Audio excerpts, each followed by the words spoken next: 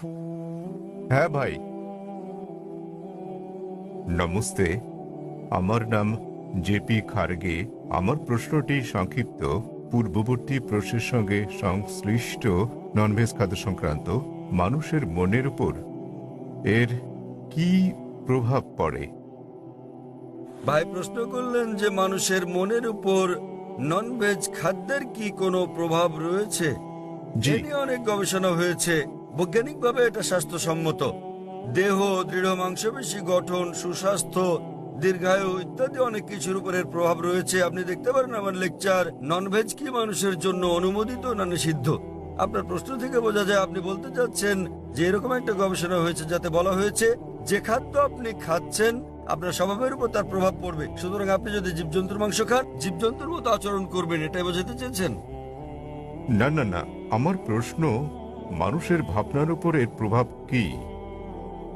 আমি আপনাকে বলার চেষ্টা করছি এরকম একটা গবেষণা হয়েছে যাতে বলা হয়েছে যে যদি আপনি জীবজন্তুর মাংস খান তাহলে জীবজন্তুর মতো আচরণ করতে শুরু করবেন, তার মানে জীবজন্তুর প্রভাব পড়ছে। গবেষণায় বলা হয়েছে যে আপনি যা খান তার স্বভাবের প্রভাব আপনার উপর পড়বে। আর সে কারণেই আমরা যারা মুসলমান তারা কেবলমাত্র শান্ত স্বভাবের প্রাণীর মাংস খেয়ে থাকি, যেমন গরু, ছাগল, তারপর ভেড়া, কারণ আমরা শান্তিপ্রিয় মানুষ। আমাদেরকে হিংস্র প্রাণীর মাংস খাওয়ার অনুমতি দেওয়া হয়নি, যেমন বাঘ, সিংহ, চিতাবাঘ, কারণ আমরা হিংস্র হতে চাই না। তাই এই গবেষণার সঙ্গে একমত হলেও আমি বলতে চাই আমরা মুসলিমরা শান্তিপ্রিয়। আর স্বাস্থ্যের ব্যাপারে যদি বলতে হয়, এই খাদ্য খুবই উপকারী।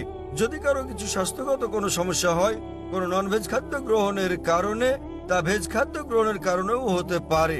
যে খাদ্য পৃথিবীতে সবচেয়ে বেশি মৃত্যুর কারণ তা হচ্ছে মদ। মদ কি ভেজ না ননভেজ ভাই? মদ কি ভেজ না ননভেজ? ভেজ। ভেজ। ক্ষমা মদ কি করবেন, ভেজ না ননভেজ খাদ্য? আমি নিরামিষ খাদ্য প্রস্তুত করি। মদ কি ভেজ না ননভেজ ভাই? মদ কি ভেজিটেরিয়ান না নন ভেজিটেরিয়ান খাদ্য? ভেজ। ভেজ খাদ্য। বিশ্বের বেশিরভাগ মৃত্যুর ঘটনা ঘটে যে খাদ্য গ্রহণের ফলে, তা হচ্ছে নিরামিষ খাদ্য মদ খেয়ে। 2 নম্বরে বেশিরভাগ মৃত্যুর কারণ এটা হচ্ছে ধূমপান, তামাক দিয়ে ধূমপান। এটা ভেজ না ননভেজ? এটা নন ভেজ। তামাক ভেজ না ননভেজ? ক্যাবেজ বাঁধাকপি ভেজ। বাঁধাকপি নয়, তামাক। তামাক বলছি। তামাক হচ্ছে নন ভেজ। তামাক ননভেজ আপনি কোথায় পেলেন? ভেজ এটি সবজি জাতীয়। ভেজিটেরিয়ান, ঠিক। সুতরাং পৃথিবীতে সবচেয়ে বেশি মৃত্যুর কারণ মদ হচ্ছে 1 নম্বর, যা ভেজিটেরিয়ান। তামাক হচ্ছে 2 নম্বর, তাও ভেজিটেরিয়ান। তাহলে বিশ্বে ভেজিটেরিয়ান খাদ্য ননভেজ খাদ্য থেকে বেশি সমস্যা সৃষ্টি করে। নির্দিষ্ট কোনো ননভেজ খাবার যদি আপনার স্বাস্থ্যের জন্য ক্ষতিকর হয়, বিশ্বের বেশিরভাগ ক্ষতিকর ঘটনার কারণ হচ্ছে ভেজিটেরিয়ান খাদ্য। সুতরাং যা ক্ষতিকর কোরআন তা নিষিদ্ধ করেছে। কোরআন সব শাকসবজি নিষিদ্ধ করেনি, কোরআন নিষিদ্ধ করেছে মদ। সূরা মাইদা অধ্যায় 5 আয়াত নম্বর 90, এবং এমনকি ধূমপান সূরা বাকারা অধ্যায় 2 আয়াত নম্বর 195, কারণ এটা স্লো পয়জনিং করে। সুতরাং যাতে সমস্যা রয়েছে তা নিষিদ্ধ করা হয়েছে। কোরআন সব শাকসবজি নিষিদ্ধ করেনি। আরো বিস্তারিত জানার জন্য আমার ভিডিও ক্যাসেট দেখতে পারেন ননভেজ খাদ্য মানুষের জন্য অনুমোদিত না নিষিদ্ধ। আশা করি উত্তরটা পেয়েছেন। ঠিক আছে, আপনাকে ধন্যবাদ। পুরুষদের শাড়ির পেছনের দিকের 3 নম্বর বাইক থেকে পরবর্তী প্রশ্ন। হ্যাঁ ভাই, আপনি। শুভ সন্ধ্যা, আমি ডক্টর মাথু এবং creation.com এর সঙ্গে জড়িত, যা ক্রিয়েশন মিনিস্ট্রিজ ইন্টারন্যাশনালের অংশ বিশেষ। একজন চিকিৎসক হিসেবে আমি এখানে এসেছি কারণ আমি শান্তিপ্রিয়, এবং যেমন আপনি বলেছেন ভেতরে বাইরে শান্তি। এখন ব্যক্তিগতভাবে যখনই আমি এবং অন্যান্য লাখ লাখ মানুষ পাপবোধ ও এর জন্য অনুতাপের পর বুঝেছি যীশু খ্রিস্ট নিষ্পাপ ব্যক্তি আমার পাপের প্রায়শ্চিত্ত করে গেছেন। তিনি ক্রুশে করে আমার লজ্জা ও অপরাধ নিয়ে গেছেন এবং আমার জন্য জীবন দিয়ে গেছেন। আর সে কারণেই আমার মনে শান্তি আছে, এবং এই শান্তি এমন কিছু যা সমঝোতা এনে দেয়। আমি জানতে চাই, আপনি কি আমার এই শান্তি হরণ করতে চান? এমন এক শান্তি যা সমঝোতা আনে, পারবেন এর জবাব দিতে? ধন্যবাদ। ভাই একটা সুন্দর প্রশ্ন করলেন। তিনি ডক্টর ম্যাথু, তার একটা ওয়েবসাইট এবং সংস্থা রয়েছে নাম ক্রিয়েশন। তিনি বললেন যে তিনি শান্তি খুঁজে পেয়েছেন, শান্তি লাভের জন্য এখানে এসেছেন। বললেন যীশু খ্রিস্টের মধ্যে শান্তি খুঁজে পেয়েছেন, তার পাপের জন্য তিনি ক্রুশবিদ্ধ হয়ে মারা গেছেন। তিনি ক্রুশবিদ্ধ হয়ে মারা গেছেন, তাই তিনি আমাকে প্রশ্ন করছেন, আমি কি আপনার শান্তি হরণ করতে পছন্দ করি? ভাই, আমি কখনো আপনার শান্তি নষ্ট করতে চাই না। আমি আপনার মিথ্যে শান্তি নষ্ট করতে চাই এবং আপনাকে সত্যিকারের শান্তি দিতে চাই। আমি যীশু খ্রিস্টকে তার উপর শান্তি বর্ষিত হোক ভালোবাসি, তাকে শ্রদ্ধা করি এবং সম্মান করি। আমি জানতে চাই আপনিও কি যীশু খ্রিস্টকে ভালোবাসেন কি না। আপনার কাছে আমার একটা প্রশ্ন, জি। আপনি কি একমত? হ্যাঁ। বিশ্বাস করেন যীশু খ্রিস্ট ঈশ্বর? হ্যাঁ। ঠিক আছে ভাই, এবার হয় আপনি সত্যিকারের শান্তি নিন, নয় আমি আপনার শান্তি গ্রহণ করি। ঠিক? ঠিক আছে। যদি আপনার শান্তি প্রকৃত শান্তি হয়, আমি আমার শান্তি ছেড়ে দিয়ে আপনার সঙ্গে যোগ দেব। ঠিক আছে। এখন আমাকে বললেন যীশু খ্রিস্ট তারপর শান্তি পরিষদ হোক ঈশ্বর। আমি চ্যালেঞ্জ করছি আপনাকে, পারলে বাইবেলের এমন একটা অনুচ্ছেদ দেখান, স্পষ্ট করে বলা একটা অনুচ্ছেদ দেখান, একটা দ্ব্যর্থহীন ভাবে বলা অনুচ্ছেদ দেখান, যেখানে যীশু খ্রিস্ট তারপর শান্তি পরিষদ হোক নিজে বলেছেন যে আমি ঈশ্বর, অথবা আমার উপাসনা করো, তাহলে আমি খ্রিস্টান ধর্ম গ্রহণ করতে রাজি আছি। আপনি বললেন যিশু হলেন ঈশ্বর। মুসলিমদের যতটা সংশ্লিষ্টতা রয়েছে তাতে ইসলাম ধর্ম হচ্ছে একমাত্র খ্রিস্টান ধর্ম বিশ্বাস, যাতে যীশু খ্রিস্টকে তারপর শান্তি বর্ষিত হোক বিশ্বাস করতে বলা হয়েছে। কোন মুসলিমই মুসলিম হতে পারবে না যদি সে যীশু খ্রিস্টকে বিশ্বাস না করে। আমরা বিশ্বাস করি যে তিনি সর্বশক্তিমান ঈশ্বরের অন্যতম সেরা পয়গম্বর ছিলেন। আমরা বিশ্বাস করি যে তিনি মসীহ ছিলেন, মানে খ্রিস্ট ছিলেন। আমরা বিশ্বাস করি তিনি জন্ম নিয়েছিলেন অলৌকিকভাবে, কোন পুরুষের সংস্রব ছাড়াই, যা অনেক আধুনিক খ্রিস্টানে বিশ্বাস করে না। আমরা বিশ্বাস করি যে তিনি ঈশ্বরের অনুমতিক্রমে মৃতকে জীবন দান করেছিলেন। আমরা বিশ্বাস করি যে তিনি ঈশ্বরের অনুমতিতে জন্মান্তর কুষ্ঠরোগীদের সুস্থ করেছিলেন। মুসলিম আর খ্রিস্টানরা এখানে একসঙ্গে চলছি, কিন্তু পার্থক্য আছে। যেমনটা আপনি বললেন যে বেশিরভাগ খ্রিস্টান বিশ্বাস করেন যে যীশু খ্রিস্ট নিজেকে ঈশ্বর দাবি করেছেন। পরিষ্কার করে বলা এমন একটিও উক্তি নেই সম্পূর্ণ বাইবেলে যেখানে যীশু খ্রিস্ট নিজেকে বলেছেন যে আমি ঈশ্বর কিংবা আমার উপাসনা করো। যদি এরকম উক্তি দেখাতে পারেন, আমি খ্রিস্ট ধর্ম গ্রহণ করতে প্রস্তুত। যদি তিনি না বলে থাকেন, তাহলে কেন আপনারা বিশ্বাস করেন তিনি ঈশ্বর? আর কোথায় যীশু খ্রিস্ট নিজে বলেছেন যে আপনাদের পাপ নিয়ে তিনি ক্রুশবিদ্ধ হয়ে মারা গেছেন? এই শিক্ষাটা হচ্ছে পলের। আপনারা কি পলকে না যীশু খ্রিস্টকে তার উপর শান্তি বর্ষিত হোক অনুসরণ করছেন? বাইবেলের কোথাও নেই। তাই আমার প্রশ্ন হচ্ছে, যখন যীশু খ্রিস্ট কখনো বলেননি যে তিনি ঈশ্বর, তাকে ভালোবাসবেন, আপনাদের সম্মান করা উচিত। তিনি বলেন, যখন তাকে জিজ্ঞাসা করা হলো, যা ছিল প্রথম উপদেশ, সেটা উল্লেখ আছে গসপেল অফ মার্ক অধ্যায় নম্বর 12 অনুচ্ছেদ নম্বর 29। তিনি বলেন, שמע ইসরাঈলো আদনান হাইদমান দাইখাদ। শোনো হে ইসরায়েলগণ, আমাদের প্রভু ঈশ্বর হলেন এক ঈশ্বর। তিনি পূর্বসূরি মুসা আলাইহিস সালামের বাণীর আক্ষরিক পুনরাবৃত্তি করেন। তাই আমি আপনাকে বলছি, যদি আপনি যীশু খ্রিস্টের বাণীগুলো জেনে থাকেন, যদি আপনি বলেন যে খ্রিস্টান সেই ব্যক্তি যে যীশু খ্রিস্ট সাল্লাল্লাহু আলাইহি সাল্লামের উপদেশ অনুসরণ করে, যেমন উল্লেখ রয়েছে বুক অফ এফিসিয়েন্স অধ্যায় নম্বর 5 অনুচ্ছেদ নম্বর 18, যে মদ পান করো না। এটা আরো উল্লেখ আছে বুক অফ প্রভাবস অধ্যায় নম্বর 20 অনুচ্ছেদ নম্বর 1। মদ হচ্ছে ব্যঙ্গকারী, প্রতারিতরা এটা গ্রহণ করে। আমরা মুসলিমরা মদ পান করি না, কিন্তু অনেক খ্রিস্টানই পান করে। এছাড়াও আমরা মুসলিমরা শুকরের মাংস খাই না, যেমন বাইবেলে উল্লেখ আছে বুক অফ লেভিটিকাস অধ্যায় নম্বর 11 অনুচ্ছেদ 7 ও 8, বুক অফ ডিউটেরোনমি অধ্যায় 14 অনুচ্ছেদ নম্বর 8, বুক অফ আইজায়া অধ্যায় নম্বর 65 অনুচ্ছেদ 2 থেকে 5। তোমরা শুকরের মাংস খাবে না। আমরা মুসলিমরা শুকরের মাংস খাই না, কিন্তু খ্রিস্টানদের বেশিরভাগই খায়। যীশু খ্রিস্টকে তার উপর শান্তি বর্ষিত হোক তার জন্মের 8ম দিনে খতনা করা হয়েছিল। এটা আছে গসপেল অফ লুক অধ্যায় নম্বর 2 অনুচ্ছেদ নম্বর 21। আমরা মুসলিমরা খতনা করি, কিন্তু বেশিরভাগ খ্রিস্টানই তা করে না। যদি খ্রিস্টান মানে এটা হয় যে ব্যক্তি যীশু খ্রিস্ট সাল্লাল্লাহু আলাইহি সাল্লামের বাণী অনুসরণ করে, তাহলে আমি গর্বের সাথে বলি মুসলিমরা খ্রিস্টানদের চেয়ে অনেক ভালো খ্রিস্টান। তাহলে কোথায় আপনারা যীশু খ্রিস্টের উপদেশ মেনে চলেন আর বলেন যে আপনারা তার উপাসনা করেন? তো ভাই, বাইবেলের এমন একটা অনুচ্ছেদ আপনি উল্লেখ করেন যেখানে যীশু খ্রিস্ট তার নিজের মুখে দ্ব্যর্থহীন ভাষায় বলেছেন যে আমি ঈশ্বর কিংবা আমার উপাসনা করো। ডক্টর জাকির নায়েক, জি ভাই। আমার প্রশ্নটি ছিল শান্তির উপর, এবং আমার সেই শান্তি রয়েছে। আমি কোনো কিছু প্রমাণ কিংবা আপনার সঙ্গে ভিন্নমত পোষণ করার জন্য কিছু মুখস্থ রাখতে কিংবা বলতে আসি। ভাই, আমি যা বলতে চাই তা হচ্ছে শান্তি, যা আমার বিশ্বাস থেকে এসেছে। কারণ আমরা সবাই পাপী এবং আমাদের পাপ মোচনের জন্য ত্যাগ স্বীকার করা প্রয়োজন। তবে তা আমাদের কাজের মাধ্যমে নয়, বরং এটা বিশ্বাস করার মাধ্যমে যে ঠিক আছে, যীশু খ্রিস্ট আমার পাপের প্রায়শ্চিত্ত করে গেছে। ভালো। তাহলে আপনি একমত যে যীশু খ্রিস্ট সব মানুষের পাপ মোচন করে গেছেন, আপনি কি ব্যাপারে একমত? হ্যাঁ, ঠিক যারা আছে, তাকে বিশ্বাস ঠিক করে। আছে। তাহলে ধরুন আপনার মতো একজন খ্রিস্টান যে যীশু খ্রিস্টকে বিশ্বাস করে, সে আপনার স্ত্রীকে ধর্ষণ করলো, তাহলে কি সে স্বর্গে না নরকে যাবে? মাফ করবেন, যদি একজন খ্রিস্টান এসে আপনার স্ত্রীকে ধর্ষণ করে, যে বিশ্বাস করে যীশু খ্রিস্ট তার পাপের জন্য মারা গেছেন, তাতে যে পাপই করুক না কেন তার পাপ মোচন হয়ে গেছে, তো না। যীশু খ্রিস্ট যদি তার পাপের জন্য মারা গিয়ে থাকেন, এর অর্থ সব খ্রিস্টান পুরুষরা নারী ধর্ষণ করলে কোনো পাপ হবে না, না? কখনই না। কেন কখনো নয়?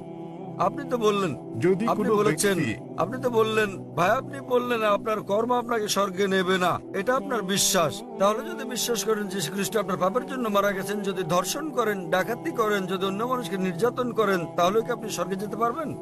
সে খ্রিস্টানই নয়, যদি সে এমন কাজ করে, সহজ কিন্তু ব্যাপার। তিনি তো যীশু খ্রিস্টকে বিশ্বাস করেন, এমন খ্রিস্টান অনেককে না। আমি চিনি। এর মানে এটা ভুল ধারণা, ঠিক আছে? বাইবেলে লেখা আছে, ঠিক। এমনকি শয়তানরাও যীশু খ্রিস্টকে বিশ্বাস করে, কিন্তু তারা তাকে অনুসরণ করে না। ঠিক, ঠিক আছে, তারা অনুসরণ করে না। আপনি কি যীশু খ্রিস্ট সাল্লামকে অনুসরণ করেন? জি। আপনার কি খতনা করানো হয়েছে? জি। তাহলে না, আমাকে খতনা করানো তাহলে হয়নি। কেন আপনি যীশু খ্রিস্টকে অনুসরণ করেন না? যীশু খ্রিস্টকে অষ্টম দিনে খতনা করানো হয়েছিল। আপনি একজন ডক্টর, জি। ঠিক? আপনি জানেন খতনা স্বাস্থ্যগত দিক দিয়ে কত সেটা উপকারী। আমার হাতে ছিল না, তাহলে সেটা ছিল কেন আমার আপনি- পিতামাতার হাতে। তো এখনো আপনি করতে পারেন, কোনো সমস্যা নেই। অবশ্যই। আপনি চাইলে সাহায্য করবো আমি। 1 নম্বর পয়েন্ট। 2 নম্বরটা হচ্ছে, আপনি কি শুকরের মাংস খান ভাই? না, কেন আপনি শুকরের মাংস খান না? ওল্ড টেস্টামেন্টে তা উল্লেখ আছে ঠিক। এবং ঈশ্বর তা উল্লেখ আপনি কি করেছে। মাদক সেবন করেন? আপনি কি মদ পান করেন? না, ভালো। আপনি কি বিশ্বাস করেন যীশু খ্রিস্ট ঈশ্বর? যিশু ঈশ্বর, যিনি মানুষ রূপে পৃথিবীতে এসেছিলেন। কোথায় এটা উল্লেখ আছে বাইবেলের কোন অনুচ্ছেদে আমাকে বলেন? বাইবেলে কোন অনুচ্ছেদে? হ্যাঁ, বাইবেলের কোন অনুচ্ছেদে? কোন অনুচ্ছেদে কোথায় যীশু খ্রিস্ট নিজে বলেছেন যে তিনি ঈশ্বর? ধরেন যদি কেউ আপনাকে ঈশ্বর বলে, আপনি কি বিশ্বাস করবেন আপনি ঈশ্বর? কেউ যদি আমাকে ঈশ্বর বলে, আমি তা বিশ্বাস করব? এই বিষয়টা মনে রাখা দরকার। যীশু খ্রিস্ট কখনো নিজেকে ঈশ্বর দাবি করেননি। প্রকৃতপক্ষে আপনি গসপেল অফ ম্যাথিউ অধ্যায় নম্বর 19 অনুচ্ছেদ 16 ও 17 দেখবেন, এক ব্যক্তি যীশু খ্রিস্টের কাছে এসে বলল, ও গুড মাস্টার, কি ভালো কাজ করলে আমি অনন্ত জীবনে প্রবেশ করতে পারবো? তখন যীশু খ্রিস্ট তারপর শান্তি পরিশুদ্ধ হোক বললেন, কেন তুমি আমাকে ভালো বলছো ঈশ্বরকে বাদ দিয়ে? কেন তুমি আমাকে গুড বলছো? একটি মাত্র গুড আছে, আর তা স্বর্গের ঈশ্বর। এবং তুমি যদি অনন্ত জীবন পেতে চাও, তাহলে উপদেশ বাণী মেনে চলো। তিনি কখনোই বলেননি যদি স্বর্গে যেতে চাও তোমরা আমাকে ঈশ্বর বলে বিশ্বাস করো। তিনি কখনোই বলেননি যে তোমরা বিশ্বাস করো আমি তোমাদের পাপের জন্য মারা গেছি। তিনি বলেছেন যদি স্বর্গে যেতে চাও তাহলে উপদেশ বাণী মেনে চলো। আর এই উপদেশগুলো কি? ডাকাতি করো না, তোমরা মদ খেও না, প্রতিবেশীর স্ত্রীর প্রতি লালসা করো না। উপদেশ অনুযায়ী কাজ করলে তা তোমাকে স্বর্গে পৌঁছে দেবে। যীশু খ্রিস্ট কখনোই বলেননি যে তিনি ঈশ্বর ছিলেন। তাহলে আপনারা কেন বলছেন যে যীশু খ্রিস্ট তারপর শান্তি পরিষদ হোক ঈশ্বর? আপনারা তার বাণী মানছেন না। আমি বলিনি যে যিশু ঈশ্বর, আমি বলেছি আমার মনে শান্তি আছে এবং এই শান্তি ভাগ করে নিতে চাই। ভাই, অনেক মানুষ আছে শয়তানের পূজা অর্চনা করার একটা দল আছে, আপনি কি জানেন? আপনি কি এ ব্যাপারে শয়তানের সচেতন? পূজা অর্চনা করার অনেক ঠিক, দল। তাই তারা শয়তানের পূজা করে শান্তি পায়, তবে তা মিথ্যে শান্তি। তাই তো আপনাকে মিথ্যে শান্তি থেকে বের করে নিয়ে এই সত্যিকারের শান্তি দিতে চাই আমি।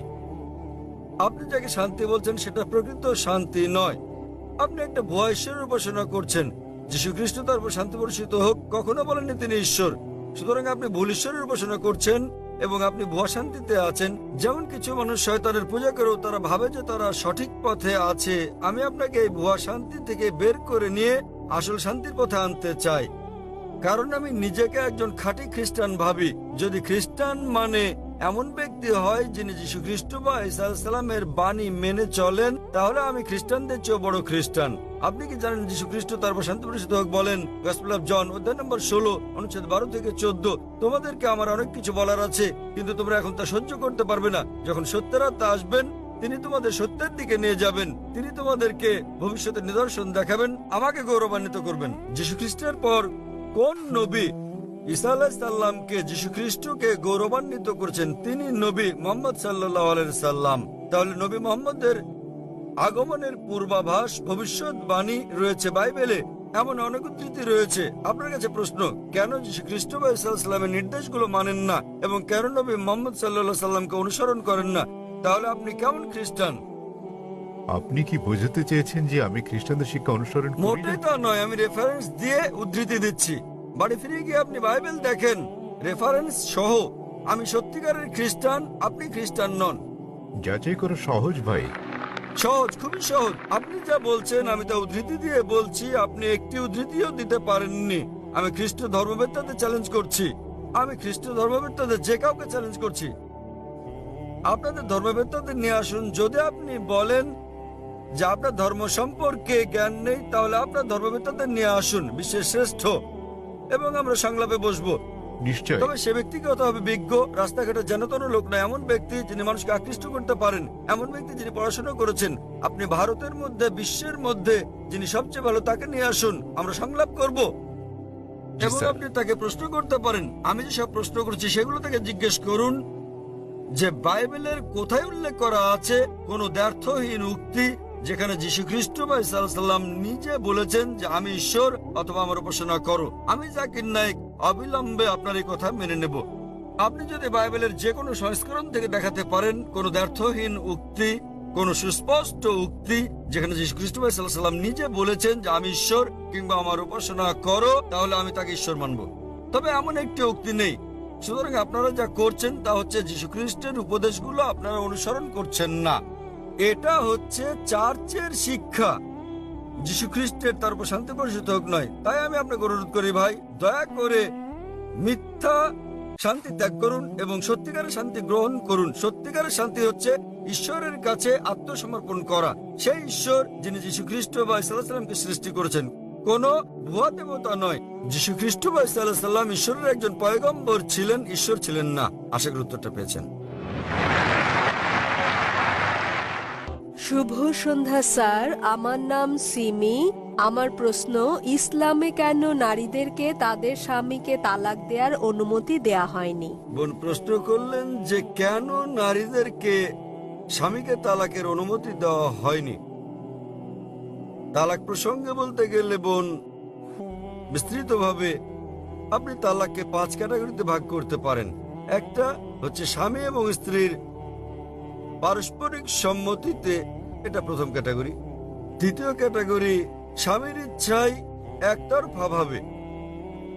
তৃতীয় ক্যাটাগরি যদি নিকাহনামায় উল্লেখ করা হয়ে থাকে, একজন নারী যখন একজন পুরুষকে বিয়ে করেন তখন যদি তিনি চুক্তির মধ্যে এটা উল্লেখ করেন।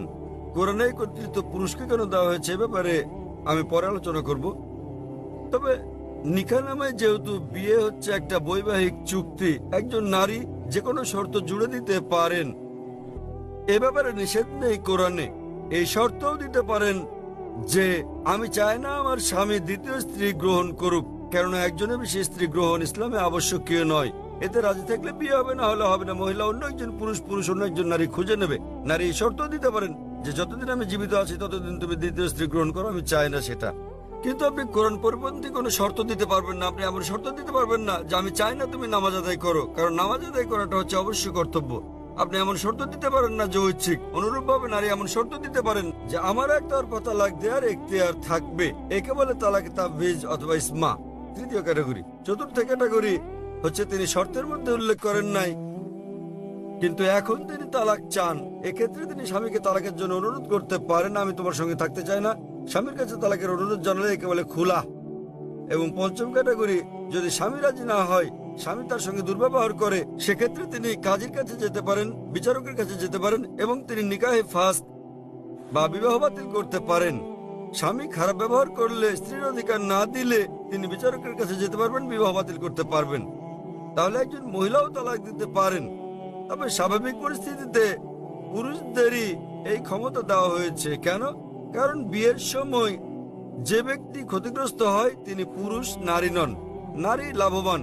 যদি আপনি আমার কথা শুনে থাকেন, গত শনিবারে ইসলামে নারীর অধিকার, অধীনতা না সুরক্ষা এ ব্যাপারে আমি সেখানে বলেছি যে বিয়ের সময় নারীদের প্রাপ্তিযোগ ঘটে। কোরআনে বলা হয়েছে সূরা নিসা অধ্যায় 4 আয়াত নম্বর 4 যে নারীদেরকে দিয়ে দাও বিবাহের সময় বৈবাহিক পুরস্কার, মোহর। বিয়ের সময় স্বামী স্ত্রীকে দিয়ে থাকে নির্দিষ্ট পরিমাণ অর্থ মোহর। মোহর যে কোনো পরিমাণে হতে পারে। তাহলে ভাবুন, নারীর বিয়ের আগে এটা পুরুষের কর্তব্য, অর্থাৎ পিতা এবং ভাইয়ের কর্তব্য। বিয়ের পর এই দায়িত্ব তার স্বামীর, আর ছেলের তার অন্ন, বস্ত্র, বাসস্থান সহ সব আর্থিক বিষয়গুলো দেখা। যদি তালাক হয়ে যায় তাহলে তার দেখাশোনার দায়িত্ব হচ্ছে পিতামাতার। পিতামাতা না থাকলে সমাজের দায়িত্ব তার দেখাশোনা করা। সমাজ না করলে ইসলামী রাষ্ট্রের দায়িত্ব তার দেখভাল করা। তাই সে আর্থিক দিক থেকে নিরাপদ। যদি তালাক হয়ে যায়, পুরুষ তালাক দেয়, তো তার মোহর লস। কিন্তু নারীর প্রাপ্তির যোগ আছে। এখন তার বিয়ের সম্ভাবনা রয়েছে, আবার বিয়ে করলে সে নতুন মোহর পায়। আর পুরুষ যদি আরেকজন নারীকে বিয়ে করতে যায়, নতুন করে মোহর দিতে হবে। যদি পুরুষ কর্তৃক নারীকে দেওয়া হয়, তাহলে বিয়ের পর সে তালাক দিয়ে অর্থ উপার্জন করতে থাকবে। তাতে ক্ষতিগ্রস্ত কে? পুরুষ। সুতরাং সর্বশক্তিমান আল্লাহ অন্যভাবে পুরুষের মর্যাদা রক্ষা করে থাকেন। অন্যথায় ইসলামে পুরুষের অধিকার শীর্ষক লেকচার দিতে হবে। কারণ তালাক হলে পুরুষ নারীর চেয়ে আর্থিক ও অন্যান্য দিক দিয়ে বেশি ক্ষতিগ্রস্ত হয়। নারী নিরাপত্তা পায় পরিবার থেকে, সমাজ থেকে, রাষ্ট্রের কাছে। পুরুষ তা পায় না। তাই এসব কারণে আল্লাহ সর্বশক্তিমান ঈশ্বর পুরুষকে নিরাপত্তা দিয়েছেন। তথাপিও নারী চাইলে বৈবাহিক চুক্তিতে উল্লেখ করলে সে নিজেও তালাক দিতে পারবে, অথবা সে তালাক দেওয়ার জন্য স্বামীকে অনুরোধ করতে পারে, যাকে বলে খুলা। অথবা স্বামী খারাপ ব্যবহার করলে বিচারকের কাছে যেতে পারে এবং বিবাহ বাতিল করে দিতে পারে, যাকে বলে নিকাহে ফাস্ক। আশা করি উত্তরটা পেয়েছেন। জি, আপনাকে ধন্যবাদ। হ্যাঁ, পিছনের দিকের বাইক থেকে আপনি বলুন। আমি মিসেস পল। আমি হাইকোর্টের একজন উকিল। আমি হিন্দু, বিয়ে হয়েছে খ্রিস্টানের সঙ্গে। আমার মনে এই প্রশ্নটি এসেছে মানুষ হত্যার ব্যাপারে ডাক্তার সাহেবের চিন্তা ভাবনা এবং ইসলামের শিক্ষার কথা শোনার পর। যদি হত্যা করা ইসলামে কঠোরভাবে নিষিদ্ধ হয়, তাহলে কেন মুসলমানদের আধ্যাত্মিক নেতারা জিহাদের নামে যে হত্যাকাণ্ড চলছে তার প্রকাশ্য সমালোচনা ও বিরোধিতা করছেন না? মুসলমানরা কিভাবে কতিপয় মুসলমানের ইসলামের অপব্যবহার ও অপব্যাখ্যা মেনে নিচ্ছেন, যারা সারা বিশ্বে মুসলমানদের নামে কলঙ্ক লেপন করছেন? বোন সুন্দর একটা প্রশ্ন করলেন। বললেন যে তিনি ইসলামের শিক্ষা থেকে অনুপ্রাণিত হয়েছেন, ইসলাম নিরপরাধ মানুষ হত্যার বিপক্ষে। কিন্তু তবুও কেন সব মুসলিম নেতারা একত্রিত হয়ে এর নিন্দা করে না যেসব হত্যাকাণ্ড চলছে জিহাদের নামে, এবং এ ধরনের কিছু কুলাঙ্গারের কারণে ইসলাম কলুষিত হচ্ছে? বোন, বিস্তারিত জবাবের জন্য আপনাকে 1 বছর আগে 2008 সালের নভেম্বরে বিগত শান্তি সম্মেলনে আমার আলোচনার শেষ দিকের কথাগুলো শুনতে হবে। দ্বিতীয় আন্তর্জাতিক শান্তি সম্মেলনে আমার শেষ বক্তব্যটার বিষয় ছিল মিডিয়া এবং ইসলাম, যুদ্ধ না শান্তি। প্রধানত যারা দোষী তারা হচ্ছে মিডিয়া। মিডিয়ায় কোনো সম্প্রদায়ের কুলাঙ্গারদের খুঁজে বের করে এবং তাদেরকে এমনভাবে তুলে ধরে যেন তারাই হচ্ছে অনুসরণীয় মুসলিম। এটাই হচ্ছে মিডিয়া। তাই মিডিয়ায় যে আপনারা দেখছেন সেগুলো ঘটনার বাস্তব চিত্র নয়। কোরআনে পরিষ্কারভাবে বলা হয়েছে, সূরা মাইদা অধ্যায় 5 আয়াত 32, যে যদি কেউ কোনো মানুষকে হত্যা করে, হোক মুসলিম বা অমুসলিম, সেটা যদি হত্যার অপরাধ বা দেশে বিশৃঙ্খলা সৃষ্টির অপরাধে না হয়, তাহলে সে যেন সমগ্র মানবজাতিকে হত্যা করলো। এবং যদি কেউ কোনো মানুষের জীবন রক্ষা করে, তাহলে সে যেন পুরো মানবজাতিকে রক্ষা করলো। সুতরাং কোনো নিরপরাধ মানুষকে হত্যা করা হচ্ছে পাপ ইসলামে। এটা কেবল পাপই না, এটা সমগ্র মানবজাতিকে হত্যা করার মতো পাপ। তাই যারা হত্যাকাণ্ড ঘটায়, বিভিন্ন ঘটনা ঘটে, রাস্তা দিয়ে চলার সময় বোমা বিস্ফোরণ ঘটে ইত্যাদি, নিরপরাধ মানুষকে হত্যা করা সম্পূর্ণ নিষিদ্ধ। এটা অত্যন্ত পরিষ্কার। এবং যখন আমি গিয়েছিলাম ইউএসএ, যখন গিয়েছিলাম ইউকে, যে মুসলিম সংগঠনগুলো রয়েছে তারা নিন্দা জানিয়েছে। আপনারা জানেন লন্ডনে পাতাল রেল স্টেশনে বোমা বিস্ফোরণ ঘটেছিল, আমরা তার নিন্দা জানিয়েছি। আমি ইউএসএ গিয়েছি, দেখেছি যে মুসলিম সংগঠন 9/11-এর ঘটনা নিন্দা জানিয়েছে। আমি তাদের সঙ্গে একমত। 9/11 যে ঘটেছিল, কয়েক হাজার মানুষ নিহত হয়েছিল, এটা নিন্দনীয় কাজ। কে এটা করেছে আমি জানি না। আমি বলছি না যে মুসলিমরা করেছে, এটা হচ্ছে মিডিয়া। তারা বলছে কোনো প্রমাণ নেই, কোনো প্রমাণ নেই। কিন্তু যে করুক না কেন, ইন্টারনেটে ঢুকলে আপনি দেখবেন অনেক প্রামাণ্য চিত্র আছে যাতে দেখানো হয়েছে যে এটা সরকারের কাজ, অভ্যন্তরীণ ষড়যন্ত্র। জর্জ বুশ করেছে, এটা আমি জানি না কে করেছে। তবে যেই করুক, 9/11 টুইন টাওয়ারে বোমা হামলার ঘটনায় হাজার হাজার নিরপরাধ মানুষ হত্যা করা, এটা নিন্দনীয়। 50 জনের বেশি মানুষ মারা গেছে লন্ডনের পাতাল রেল বোমা হামলার ঘটনায়, সেটাও নিন্দনীয়। 2 বছর আগে জুলাই মাসে বোম্বেতে ট্রেনে যে বোমা হামলার ঘটনা ঘটে, সেখানে 100-রও বেশি মানুষ নিহত হয়, এটাও নিন্দনীয়। কিন্তু এখানেই থামলে চলবে না। একইভাবে আমি আফগানিস্তানে হাজার হাজার মানুষ হত্যারও নিন্দা জানাই, নিন্দা করি। ইরাকে হাজার হাজার মানুষ হত্যার, ফিলিস্তিনে হাজার হাজার মানুষ হত্যার নিন্দা করি। আমি একে শ্বেত সন্ত্রাসবাদ বলি। আপনারা জানেন তারা কি করছে? তারা ক্ষেপণাস্ত্র পাঠাচ্ছে, তারা পাঠাচ্ছে বোমা। আপনারা জানেন ফিলিস্তিনিরা তারা লড়াই করছে ইটপাটকেল দিয়ে, আর তাদেরকে বলা হচ্ছে সন্ত্রাসী।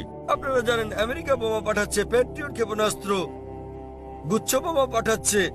এই গুচ্ছ বোমা যখন কোথাও পড়ে তখন এটা অনেকগুলো বোমা বিভক্ত হয়। এভাবে হাজার হাজার আফগানকে হত্যা করা হচ্ছে। কিন্তু কেন? এটা কাপুরুষোচিত কাজ। সেজন্য সমাপনী বক্তৃতায় আমি বলেছিলাম গত কয়েক শতাব্দীর সবচেয়ে বড় সন্ত্রাসী জর্জ বুশ। 1 নাম্বার। জর্জ বুশের মতো এত মানুষ আর কেউ হত্যা করেননি। এখন তিনি আর ক্ষমতায় নেই। ইরাকে তিনি ওষুধের ওপর নিষেধাজ্ঞা আরোপ করেন এবং জর্জ বুশের কারণে ইরাকের 5 লাখ শিশু নিহত হয়। আমরা ভালো করে জানি। এমনকি যদি একমত হয়ে যায় সেখানে একজন লোক লুকিয়ে আছে, এই লোকটি যে বিন লাদেন তার তো কোনো প্রমাণ নেই। যদি তিনি লুকিয়েও থাকেন, ভাবুন সেক্ষেত্রে আপনি একজন মানুষের জন্য হাজার হাজার মানুষকে হত্যা করছেন। এটা দুঃখজনক। আমরা দেখতে পাচ্ছি যে এটা মিডিয়া তুলে ধরছে। মিডিয়া যা তুলে ধরছে তা হচ্ছে মুসলিমরা এই কাজ করেছে। আমি জানি বোন কুলাঙ্গার আছে, আমাদের সম্প্রদায়ে কুলাঙ্গার আছে, সব সম্প্রদায় তো কুলাঙ্গার রয়েছে। ভারতীয় মিডিয়া কাশ্মীর নিয়ে কথা বলে, কতবার বলেছে আসাম নিয়ে, নকশাল মাওবাদীদের নিয়ে। আপনি জানেন ভারতের জন্য সবচেয়ে বড় হুমকি হচ্ছে মাওবাদীরা। তারা কি করছে? তারা থানায় বোম মারছে, তারা পুলিশ হত্যা করছে। ভারতের বেশিরভাগ হত্যাকাণ্ডই ঘটায় মাওবাদীরা, কমিউনিস্টরা, এলটিটি, হিন্দুরা। কিন্তু কে তাদেরকে বলছে হিন্দু সন্ত্রাসী? আপনি আসামে গেলে দেখবেন খ্রিস্টান সন্ত্রাসী। হিন্দুরা যখন সন্ত্রাস করে তখন আপনারা বলেন এলটিটিই, লিবারেশন তামিল টাইগার্স ইলম। আপনি যুক্তরাজ্যে গেলে দেখবেন আইআরএ, আইরিশ রিপাবলিকান আর্মি, তারা ক্যাথলিক। প্রোটেস্ট্যান্ট আর ক্যাথলিকদের মধ্যে বিস্তর তফাৎ রয়েছে। কেউ তাদেরকে ক্যাথলিক সন্ত্রাসী বলছে না। কেন? তাহলে আমরা কি দেখছি? কোন ধর্ম নিরপরাধ মানুষকে হত্যা করতে শেখায় না, কিন্তু মুসলিমদের চেয়ে অমুসলিমরা বেশি নিরপরাধ মানুষকে হত্যা করছে। তথাকথিত মুসলমান যারা নিরপরাধ মানুষকে হত্যা করে তারা আসলে মুসলিম নয়, তারা কোরআন এবং নবীর শিক্ষা অনুসরণ করে না। কিন্তু মিডিয়া কি করছে? তারা এইসব কুলাঙ্গারদের খুঁজে বের করে তাদেরকে অনুসরণীয় মুসলিম হিসেবে তুলে ধরছে। তাই প্রথমে দোষ দিতে হবে মিডিয়াকে। মিডিয়া বানাতে পারে কালোকে সাদা, দিনকে রাত, হিরোকে ভিলেন, ভিলেনকে হিরো।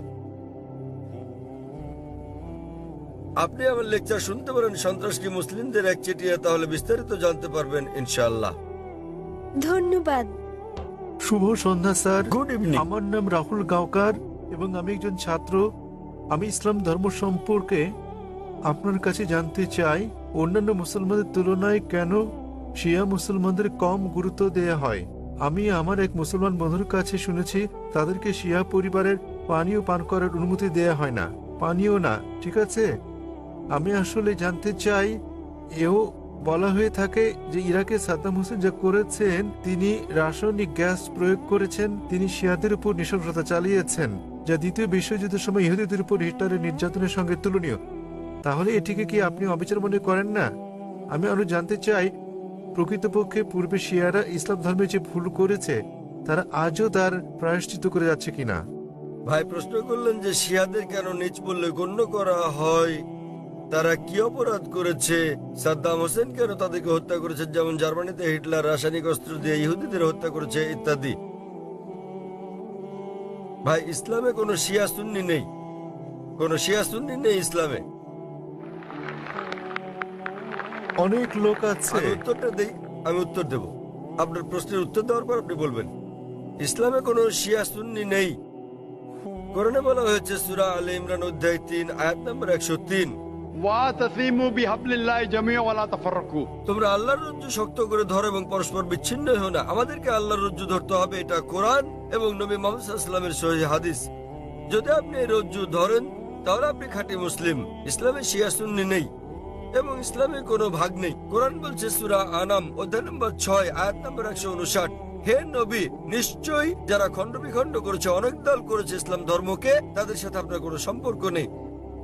আল্লাহ বিচার দিবসে তাদের ব্যাপারটা দেখবেন। এবং আমাদের নবী মুহাম্মদ সাল্লাল্লাহু আলাইহি ওয়াসাল্লাম বলেছেন যে মুসলিমদের মধ্যে 73টি দল হবে, এর মধ্যে কেবলমাত্র একটি দল যাবে জান্নাতে। সাহাবাগণ জিজ্ঞেস করলেন কোন দলটি? যারা অনুসরণ করবে আমাকে এবং আমার সাহাবীদের, যারা কোরআন এবং নবীর সহিহ হাদিস মেনে চলবে তারা। সুতরাং কোরআন বলছে ধর্মকে খণ্ড বিখণ্ড করো না। আমাদের নবী বলেন, এমনকি কোরআনে বলা হয়েছে কিছু লোক থাকবে তারা দল সৃষ্টি করবে। কতটা? 73টা। যে দল সঠিক পথে থাকবে তারা বিভাজন সৃষ্টি করবে না। সুতরাং যে কেউ নিজেকে মুসলিম ছাড়া অন্য কিছু বললেও শব্দটি হবে মুসলিম। মুসলিম মানে যে নিজের ইচ্ছাকে আল্লাহর কাছে সমর্পণ করেছে। নবী কি ছিলেন? তিনি শিয়া ছিলেন না সুন্নি ছিলেন? তিনি কি ছিলেন? তিনি ছিলেন মুসলিম। এবং এর আগে আমি বোনকে যে জবাব দিয়েছি তাতে ছিল সূরা আলে ইমরান অধ্যায় 3 আয়াত নম্বর 64 বলা হয়েছে, فقولوا اشهدوا بأننا مسلمون। সাক্ষী থাকো যে আমরা মুসলিম। বিচার করার জন্য আপনি কি করবেন মুসলিমরা ঠিক না ভুল পথে চলছে? আপনি দেখবেন কোরআন। মোহাম্মদ, জাকির, সুলতান, আব্দুল্লাহ, যে কোনো নাম হোক, কোনো সমস্যা নেই। নিজেকে পরীক্ষা করতে বলেন, যদি সে কোরআন এবং নবীর নির্ভরযোগ্য বাণী বুখারী, মুসলিম ইত্যাদি অনুসরণ করে তাহলে সে খাঁটি মুসলিম। যদি সে নবীর প্রকৃত শিক্ষার বাইরে যায়, বুখারী, মুসলিম এবং অন্যান্য সহিহ হাদিসের বাইরে যায় এবং কোরআনের বিপক্ষে যায়, তাহলে সে প্রকৃত মুসলিম নয়। প্রকৃত মুসলিম হচ্ছে সে যে মেনে চলে কোরআন এবং নবী মুহাম্মদ সাল্লাল্লাহু আলাইহি সাল্লামের যথাযথ শিক্ষা। সুতরাং এটা জানার পর নিজেকে সে যাই বলুন না কেন, যদি না মেনে চলেন কোরআন এবং নবীর সব শিক্ষা হাদিস, তাহলে সে প্রকৃত মুসলিম নয়। আপনার প্রশ্নের দ্বিতীয় অংশ, সাদ্দাম হোসেন। প্রশ্নের মধ্যে সাদ্দাম হোসেন নেই? আছে প্রশ্নের মধ্যে? হ্যাঁ, সাদ্দাম হোসেন। সাদ্দাম হোসেন শিয়াদের হত্যা করেন। ভাই, আমি জানি না তিনি শিয়াদের হত্যা করেছেন কিনা, এটা মিডিয়া বলছে। কিন্তু হোক সাদ্দাম হোসেন, হোক হিটলার, হোক জর্জ বুশ, যে কোনো নিরপরাধ মানুষকে হত্যা করে, শিয়া সুন্নি বাদ দেন, যদি সে হত্যা করে নিরপরাধ কোনো হিন্দু, নিরপরাধ খ্রিস্টান, নিরপরাধ ইহুদিকে, তাহলে সেটা বড় অপরাধ। হোক না কেন সাদ্দাম হোসেন, হোক জর্জ বুশ, হোক না হিটলার, যে কোনো নিরপরাধ মানুষকে হত্যা করে, হোক সে মুসলিম বা মুসলিম, হোক না কোনো হিন্দু বা খ্রিস্টান কিংবা ইহুদি, যদি কেউ কোনো নিরপরাধ মানুষকে হত্যা করে, সেটা হচ্ছে একটা পাপ কাজ, এটা নিষিদ্ধ। কারো সাফাই করতে আমি এখানে আসিনি। তাতে হোক তার নাম জর্জ বুশ, হিটলার, সুলতান, আব্দুল্লাহ, টম, ডিক, হ্যারি বা যে কেউ, যে কোনো নির্দোষ মানুষকে হত্যা করা সবার জন্য নিষিদ্ধ। আশা করি উত্তরটা পেয়েছেন। স্যার, তার মানে আপনি বলতে চান আমাদের শিয়া, সুন্নি কিংবা বহুরি মুসলিমে বিশ্বাস করা উচিত আমি নয়, তা স্যার? বলছি না। কোরআন কোন শিয়া সুন্নি নেই কোরআনে। কোরআনে মানে কোনো স্যার, বই নেই। এখানে অনেক মসজিদ আছে, অনেক মসজিদ। তাহলে আপনি তাদেরকে বলেন, তাদের জিজ্ঞেস করেন শিয়া কথাটা কোথায় আছে কোরআনে, তাকে জিজ্ঞেস করেন বহরি কোথায় আছে কোরআনে। স্যার, এটা আমার কলেজ বান্দ্রায়, স্যার, আমি অধ্যয়ন করছি। সুতরাং তারা মেনে চলছে না। আপনাকে যা করতে হবে তা হচ্ছে তাদের জিজ্ঞেস করেন তারা কি মুহাম্মদ সাল্লাল্লাহু আলাইহি সাল্লামের শিক্ষা অনুসরণ করে চলছে, তারা কি আল্লাহ সুবহানাহু ওয়া তাআলার শিক্ষা অনুসরণ করছে। আল্লাহ কোরআনে বলেছেন সূরা আনাম অধ্যায় নম্বর 6 আয়াত নম্বর 159, যারা সৃষ্টি করেছে বিভক্তি ইসলাম ধর্মে, তাদেরকে আপনার কিছু করার নেই। ইসলাম ধর্মে বিভক্তি সৃষ্টি করা এটা হচ্ছে হারাম।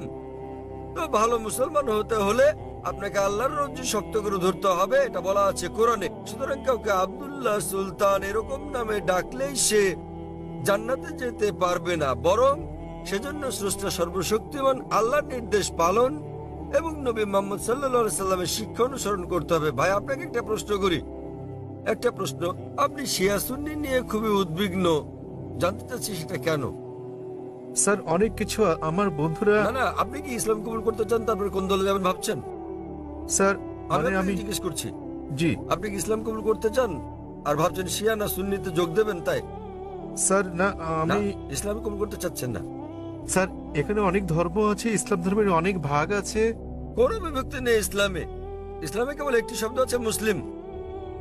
আপনাকে যে যাই বলুক, হ্যাঁ, আপনাকে তারা বলেনি যে কোরআন বলেছে। আমি আপনাকে রেফারেন্স দিচ্ছি। লোকটি আমাকে বলেছে তিনি সুন্নি, তিনি আমাকে বলেন তাকে সুন্নি হতে দিন, শিয়া হতে দিন, বহরি হতে দিন, যে কোনোটা। তাকে বলুন কোরআন বলছে বিভক্তি সৃষ্টি করো না। অধ্যায় নম্বর 6 লিখে রাখুন আপনি। এর অর্থ অধ্যায় নম্বর 6। স্যার এর অর্থ এগুলো সব হতাশাজনক। তিনি কোরআন মেনে চলছেন না। কোরআন বলছে সূরা আনাম অধ্যায় 6 আয়াত নম্বর 159, আপনি নোট করে রাখুন যে ডক্টর জাকির নায়েক বলেছেন সূরা আনাম অধ্যায় 6 আয়াত 159 আছে বিভক্তি সৃষ্টি করো না তোমরা। আপনাকে যা করতে হবে নিজেকে ঈশ্বরের কাছে সমর্পণ করতে হবে আপনার। এখন আমি জানতে চাই আপনি কি নিজেকে ঈশ্বরের কাছে সমর্পণ করতে চান ভাই? হ্যাঁ, নিজেকে হ্যাঁ ঈশ্বরের কাছে সমর্পণ করতে চান আপনি? স্যার, আমি ইসলামকে শ্রদ্ধা করি, আমি না, না, ইসলামে ঠিক বিশ্বাস আছে। করি। আপনি ইসলামকে শ্রদ্ধা করেন, আপনি কি এক ঈশ্বরে বিশ্বাস করেন? হ্যাঁ এক ঈশ্বরে বিশ্বাস করেন আপনি? হ্যাঁ, জি স্যার, আমি ঈশ্বরে বিশ্বাস মূর্তি করি। পূজা করা ঠিক নয়? হ্যাঁ হ্যাঁ, আপনি কি বিশ্বাস করেন ঈশ্বরের কোনো প্রতিমা নেই? ঈশ্বরের কোনো প্রতিমা নেই। আপনি কি তা বিশ্বাস করেন? আমি জানি না স্যার। আপনি কি প্রতিমা পূজায় বিশ্বাসী? হ্যাঁ হ্যাঁ, আপনি কি প্রতিমা পূজায় বিশ্বাস করেন? কি বললেন? প্রতিমা পূজা ঠিক না ভুল? মানে ঈশ্বর? না। আপনি কি বিশ্বাস করেন প্রতিমা পূজা করা ঠিক না ভুল? হ্যাঁ, এটা ঠিক না ভুল? এটি ঠিক স্যার। প্রতিমা পূজা করা, কিন্তু এটা তো বেদের বিপরীত। আপনাদের বেদ বলছে তোমরা এক ঈশ্বর ছাড়া কারো উপাসনা করবে না। এটা উল্লেখ আছে আপনাদের যজুর্বেদে অধ্যায় 32 অনুচ্ছেদ 3, শ্বেতাশ্বেতারা উপনিষদ অধ্যায় 4 অনুচ্ছেদ 19। न तस्य प्रतिमा अस्ति মহান ঈশ্বরের কোনো পুতুল নেই, কোনো আকৃতি নেই, কোনো ফটোগ্রাফ নেই, কোনো ছবি নেই, কোনো প্রতিমা নেই, কোনো ভাস্কর্য নেই, কোনো মূর্তি নেই। আমি আপনাকে জিজ্ঞেস করছি, যখন আপনাদের বেদ বলছে ঈশ্বরের কোনো আকৃতি নেই, কোনো মূর্তি নেই, কোনো প্রতিমা নেই, এরপরও কি আপনি প্রতিমা পূজা বিশ্বাস করেন? জি স্যার। শিয়া সুন্নি বাদ দেন, আপনাকে জিজ্ঞেস করছি আপনি কি বেদ মানেন? স্যার, অনুসরণ করছেন কি না? ধর্ম মানেন কি না? স্যার কারণ আমি এই ধর্মের স্যার। ঠিক, তাই আমি বলছি যে এটা আমার ভুল নয় স্যার, আমি এই এই ধর্মের মধ্যে ধর্মের জন্ম মধ্যে নিয়েছি বড় স্যার। হলেও আমি জিজ্ঞেস করছি যে অধ্যয়ন করা আপনার কর্তব্য কি না। সে কারণে আপনার বেদ- আমি এই বিষয়টি অনুসন্ধান তাই আমি করছি। আপনাকে বলছি ভাই, আপনাদের ধর্মগ্রন্থ বেদে আছে, যজুর্বেদ অধ্যায় 32 অনুচ্ছেদ 3, শ্বেতাশ্বেতার উপনিষদ অধ্যায় 4 অনুচ্ছেদ 19। এটা বলছে, न तस्य प्रतिमा अस्ति এটা একটা সংস্কৃত উদ্ধৃতি। এর মানে সর্বশক্তিমান ঈশ্বরের কোনো প্রতিমা নেই, কোনো আকৃতি নেই, কোনো আলোকচিত্র নেই, কোনো ছবি নেই, কোনো ভাস্কর্য নেই, কোনো প্রতিমূর্তি নেই, কোনো পুতুল নেই। যদি আপনার ধর্মগ্রন্থ বলে সর্বশক্তিমান ঈশ্বরের প্রতিমা নেই, তাহলে কি প্রতিমা পূজা করা ঠিক না ভুল? ঠিক না ভুল? ঠিক বেঠিক ঠিক করার মতো এত বড় ব্যক্তি আমি নই স্যার। না না, আপনার ধর্মগ্রন্থ বলছে ঈশ্বরের কোনো আকৃতি নেই, কোনো প্রতিমা নেই, কোনো মূর্তি নেই, কোনো ছবি নেই, তথাপি ঈশ্বরের মূর্তি করা ঠিক না ভুল? কেন আমার পূর্ববর্তী ব্যক্তিগণ মানে আমার পূর্বসূরীরা কেন এই কাজ করেছে স্যার? স্যার আমি তাদের দোষ দিতে জি? পারি না। আমার আমার পূর্বসূরীরা, আমার পূর্বে হিন্দু ধর্মের লোকের এটা করেছে স্যার। স্যার আমি তাদের দোষ দিতে আমি পারি না। হিন্দুদের প্রশ্ন করছি না, আমি আপনাকে জিজ্ঞেস করছি আপনার ধর্মগ্রন্থ, আপনার ধর্মের সবচেয়ে গ্রহণযোগ্য গ্রন্থ কোনটি? আপনি জানেন না? কি আপনি স্যার? কি জানেন আপনার ধর্মের সর্বশ্রেষ্ঠ গ্রন্থ কোনটি? স্যার এটা মানে হচ্ছে বেদ। হ্যাঁ তাহলে আপনি দেখেন আমার ভিডিও ক্যাসেট ইসলাম ও হিন্দু ধর্মের সাদৃশ্য সমূহ। আমি অনুরোধ করছি ভলান্টিয়ারদের তাকে একটা ইসলাম ও হিন্দু ধর্মের সাদৃশ্য নামে ডিভিডি দেওয়ার জন্য। আপনার কোনো প্রশ্ন থাকলে আমার সঙ্গে সাক্ষাৎ করতে পারেন, ইনশাল্লাহ আপনার সন্দেহ দূর হবে। আর আমি আপনাকে অনুরোধ করব এটা পড়ুন, বুঝুন এবং সঠিক শান্তি খুঁজে নিন। স্যার শেষ কথা আমি আপনাকে জিজ্ঞেস করতে চাই স্যার, মানে আমাদেরকে এসব বিশ্বাস করলে হবে না যে ইসলামে অনেক বিভক্তি আছে যেমন শিয়া সুন্নি, এগুলো আমাদের বিশ্বাস করা উচিত নয়, আমাদের কেবল কোরআনে বিশ্বাস করা উচিত। কোরআন এবং নবীর সহিহ হাদিস ব্যাস। যে কোনো আলেম যায় বলুন, কোরআন বলছে সূরা নিসা অধ্যায় 4 আয়াত নম্বর 59, अतिउल्लाह अतिउर रसूल আল্লাহ ও তার রাসূলকে মানো এবং অতঃপর তোমাদের মধ্যে যারা আদেশ দানের কর্তৃত্ব প্রাপ্ত, যাদেরকে এই কাজে দায়িত্ব দেওয়া হয়েছে তাদের, অর্থাৎ আপনাকে আল্লাহ এবং সর্বশক্তিমান ঈশ্বর, তার রাসূল এবং জ্ঞানী ব্যক্তিদের মান্য করতে হবে। কিন্তু আয়াতটা এখানেই শেষ হয়নি। আরো বলা হয়েছে যদি তারা কোনো বিষয়ে একমত হতে না পারে তো আল্লাহ তার রাসূলের উপর ছেড়ে দাও। যদি কেউ আপনাকে কিছু বলে আপনি তা কোরআন এবং সহিহ হাদিস দিয়ে যাচাই করুন সেটা ঠিক না ভুল। এ কারণে যে কোনো আলেম যাই বলুক না কেন তার কোনো মূল্য নেই ইসলামে। স্যার সেখানে আমাদের বিষয় হচ্ছে আল্লাহ সর্বশক্তিমান ঈশ্বরেও তার বার্তাবাহক। কোন আলেম কিছু বললে তা যদি কোরআন এবং সহিহ হাদিসের সঙ্গে মিলে তো আমরা গ্রহণ করি, আর যদি কোরআন হাদিসের বিপরীতে হয় তা প্রত্যাখ্যান করি।